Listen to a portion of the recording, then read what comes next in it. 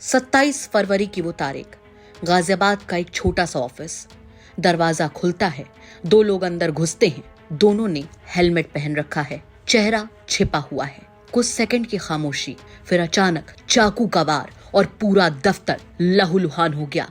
ये हमला था एक्स मुस्लिम यूट्यूबर सलीम वास्तिक पर। गले और पेट पर कई बार वार किए गए। हमला इतना तेज और सीधा था कि साफ लग रहा था कि मकसद सिर्फ डराना नहीं, खत्म करना था। गंभीर हालत में सलीम को पहले स्थानीय अस्पताल ले जाया गया। हालत बिगड़ती देख उन्हें दिल्ली के गुरु तेग बहादुर अस्पताल में भर्ती कराया गया।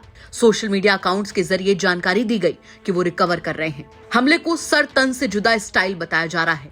वजह मानी जा रही है उनकी इस्लाम और कट्टरपंथी विचारधाराओं पर खुली आलोचना। यानी हमला सिर्फ शरीर पर नहीं था, विचारों पर था। कहानी यही दिलचस्प हो जाती है। कट्टरपंथी ताकतों का मकसद था उनकी जुबान बंद करना, लेकिन हुआ ठीक उल्टा। हमले के बाद उनके पुराने वीडियो सोशल मीडिया पर तेजी से वायरल होने लगे। जिन वीडियोस को पहले सीमित लोग देखते थे, अब उन्हें हजारों लाखों लोग शेयर कर रहे हैं। लोग उनके तर्क, बहस और सवालों को दोबारा सुन रहे हैं। यानी जिस आवाज को चुप कराने की कोशिश हुई, वही और ज्यादा बुलंद हो गई। हमले से पहले उनके YouTube चैनल यानी सलीम वास्तिक 0007 पर करीब 28,000 सब्सक्राइबर्स थे। कुल 179 वीडियोस अपलोड किए गए थे। कंटेंट का फोकस था धार्मिक सुधार, इस्लाम की आलोचना और सामाजिक मुद्दे। हमले के बाद तस्वीर बदल गई। रिपोर्ट्स और सोशल मीडिया अपडेट्स के मुताबिक सब्सक्राइबर्स की संख्या 32,000 से ज्यादा पहुंच गई। ये बढ़ोतरी हमले के तुरंत बाद के दिनों में दर्ज की गई है। वायरल वीडियोस और समर्थन की लहर ने नए दर्शकों को जोड़ा। 4,000 से ज्यादा का उछाल, वो भी कुछ ही दिनों में। सिर्फ यूट्यूब ही नहीं, फेसबुक पर भी उनकी पोस्ट पर हजारों लाइक्स, शेयर्स और कमेंट्स आने लगे। लोग उनकी रिकवरी की कामना कर रहे हैं।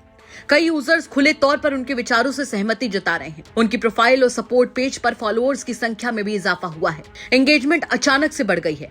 यानी डिजिटल दुनिया में उनका प्रभाव कम नहीं हुआ, बल्कि बढ़ गया है। दरअसल ये कहानी सिर्फ एक हमले की नहीं है। ये कहानी उस सवाल की है कि क्या विचारों को हिंसा से खत्म किया जा सकता है। अब तक जो तस्वीर सामने आई, वो उल्टा संकेत देती है। हमला उनकी सोशल मीडिया रीच को बढ़ाने वाला साबित हुआ। जो लोग उन्हें नहीं जानते थे, वो भी अब उनके बारे में जान रहे हैं। उनके वीडियोस खोज कर देख रहे हैं। ये घटना उदारवादी मूल्यों और अभिव्यक्ति की स्वतंत्रता की जीत का प्रतीक बनती दिख रही है। दुनिया में कट्टरपंथ कितनी भी हिंसा कर ले, लेकिन सवाल पूछने की ताकत को पूरी तरीके से खत्म नहीं कर सकता।